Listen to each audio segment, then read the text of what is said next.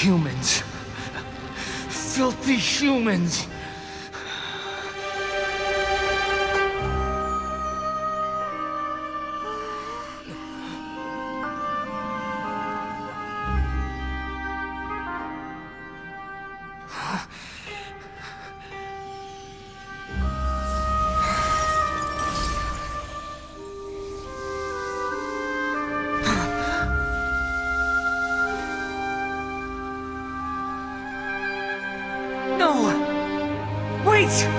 Please!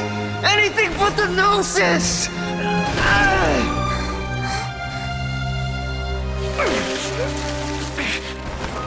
That's mine! Don't even try!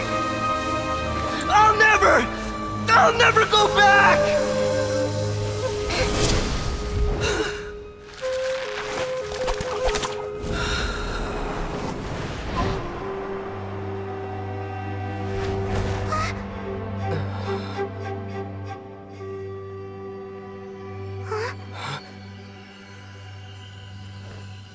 We haven't yet found the answer to the most important mystery.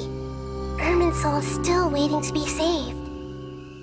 With the power of another Gnosis, we may now finally understand the last memory of Greater Lord Rukkhadevata.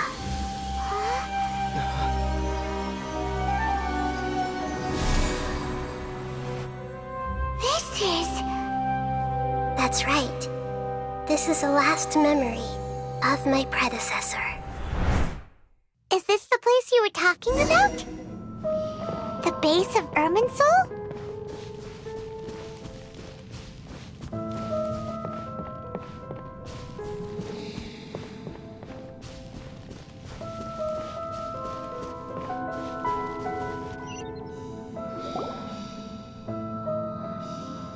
Well, this is the place.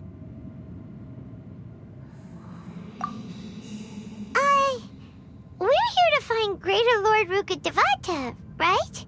But the one standing over there is... Is that... me? She looks exactly like me.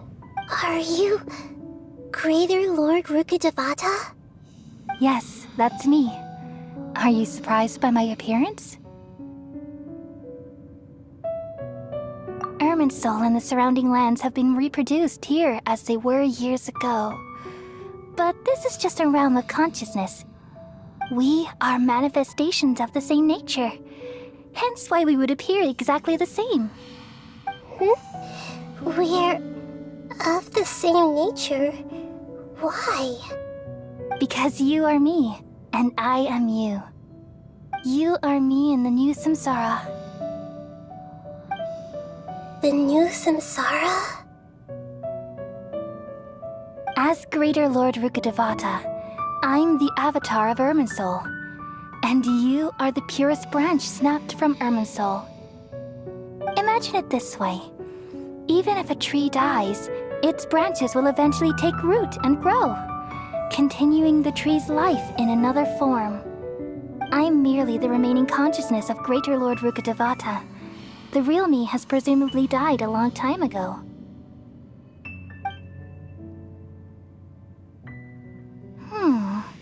Judging from your appearance, I've probably been dead for 500 years. But you're finally here.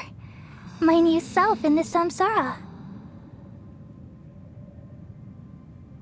If this is true, then am I going to be a great Archon like you someday? Though we share the same nature, our fates are bound to be different. All things have their own fate. When a branch grows into a mature tree, it won't be the same as the original tree. That's why fate is the ultimate knowledge, isn't it? That's a great insight. Yes, very good. It's also precisely why you won't become like me. Really? But perhaps you may become an even greater Archon than I.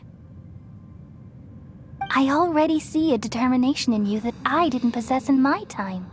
And the future that it leads you to will be yours alone, along with the blessings from your past experiences.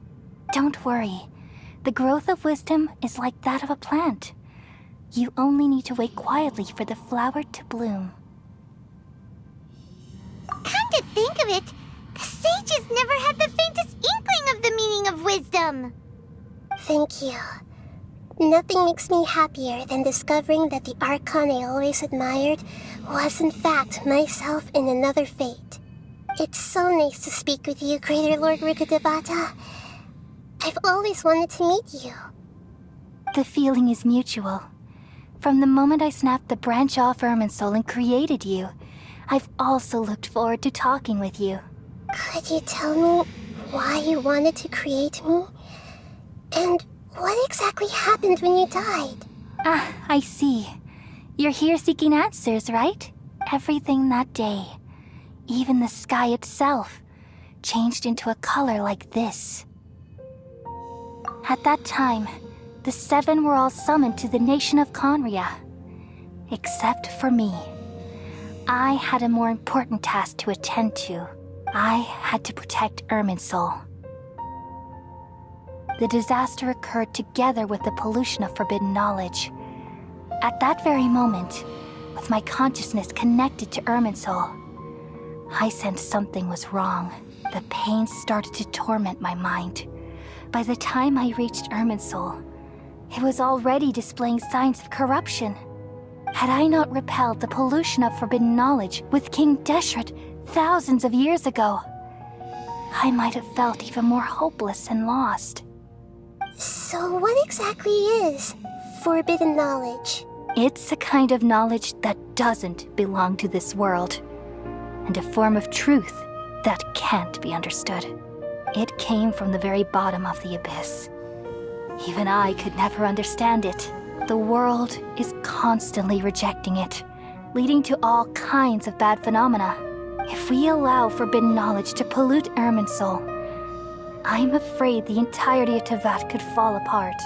So, there's knowledge that even the God of Wisdom can't understand? At that time, I knew I couldn't repel the forbidden knowledge with my strength alone, which is why I created a device that compiled human wisdom and named it the Akasha. It's truly the world's most amazing invention. Thank you.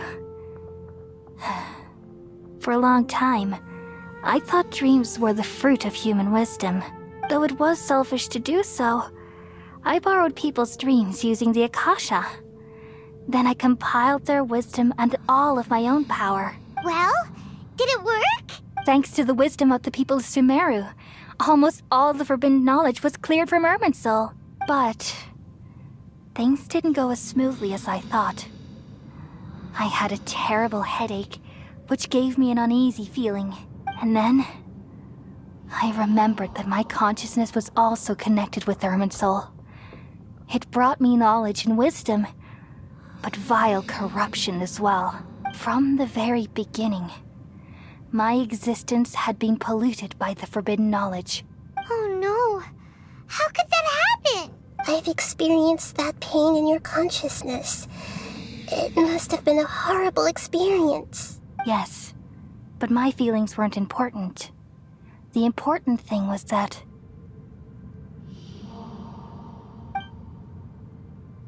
even if I died, my existence and everything related to me would continue to exist in Irminsul as memories and knowledge, meaning that the forbidden knowledge couldn't ever be permanently eradicated. And there's no way for me to eliminate myself.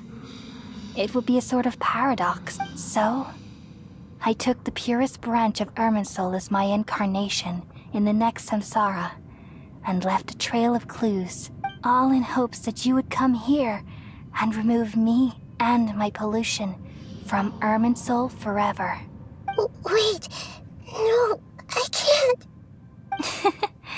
So you realize what that implies? You are very smart indeed.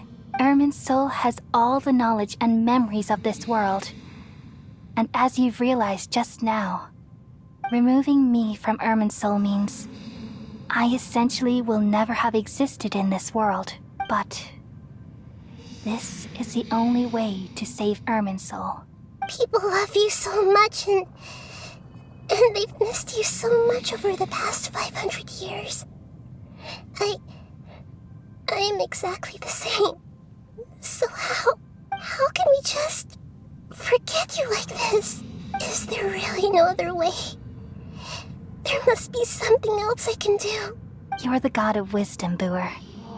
You should know that there is no other way. But this is so cruel. I don't want to forget you. No need to feel so sad, Booer. As someone who delights in wisdom, you should feel joy at finally finding the answer. These are the words in their entirety. The answer you've been seeking all along. Let the world completely forget me.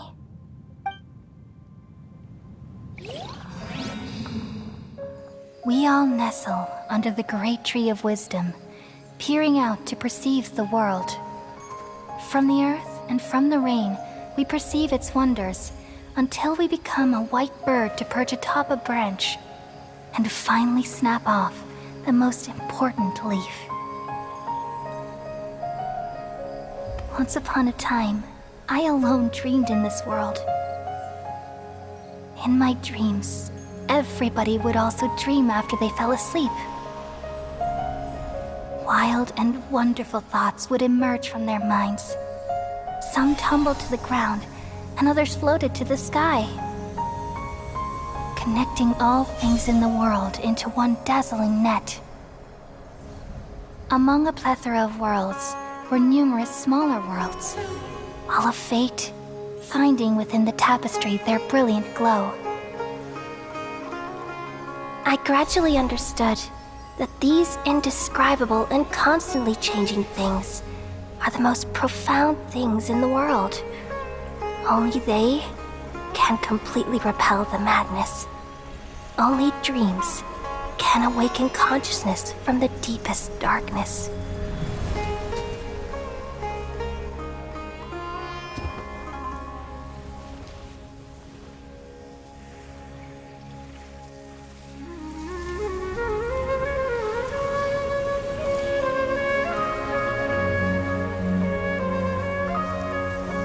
I'm the one who posed this question, yet also the one who sought a solution.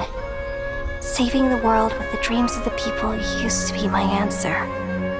And now, you've also found your own answer, and I shall return all the dreams to the people.